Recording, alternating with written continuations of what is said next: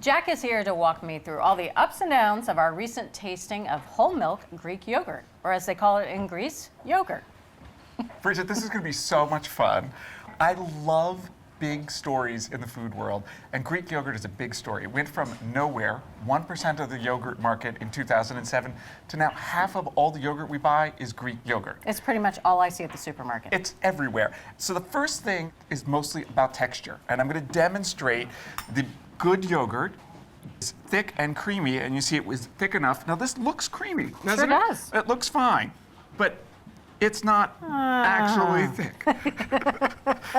Now, why this matters is because the difference between Greek yogurt and the yogurt that you and I grew up with is that it's strained. And so during the processing, they get rid of all the whey so that it should be nice and thick and creamy. This is a sign that something went wrong in the yogurt making process. Now, it's time for you to start sampling these. And this is a big hint. Thick and creamy. So start digging your spoons in. All right. Now, we found that there are lots of ways they can make it thick and creamy.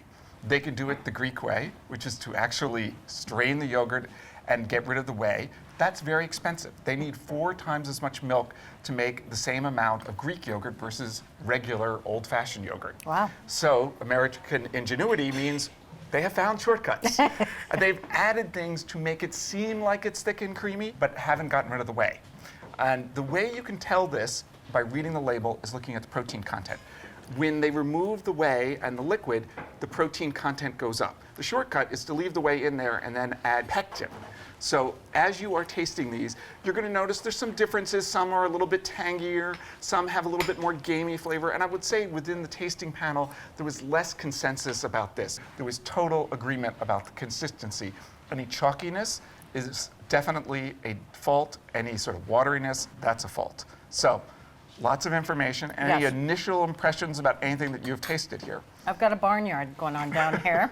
I don't care for that. And this one, off the charts tart for me. I preferred these two. I think I've come down, I'm a little scared, but I think I've come down to liking these two. Okay, and which one's your favorite? This one. All right, and then where do you want to start? Ones you liked or ones you didn't like? Well, let's go with the ones I didn't like so much. Starting with this one. At the barnyard. The tasting panel agreed with you. This is Cabot. Middle of the pack was not one that we responded to favorably. Texture and flavor issues there. This one I also didn't care for. Okay. So this was at the very bottom, Chobani. This was really too thin. They didn't use any of the gimmicks. We think that maybe it's just what experts call mechanical shear that disturbs the molecular structure, and you end up with a more watery yogurt. All right, should we go with my runner-up?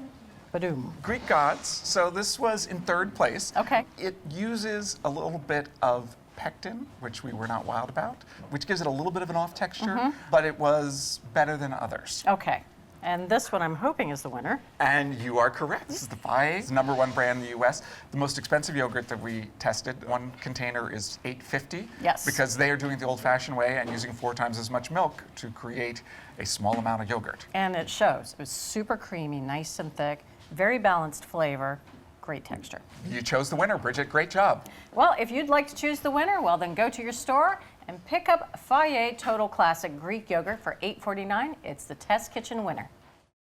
Thanks for watching America's Test Kitchen. What'd you think? Well, leave a comment and let us know which recipes you're excited to make, or you can just say hello. You can find links to today's recipes and reviews in the video description. And don't forget to subscribe to our channel. See you later. I'll see you later.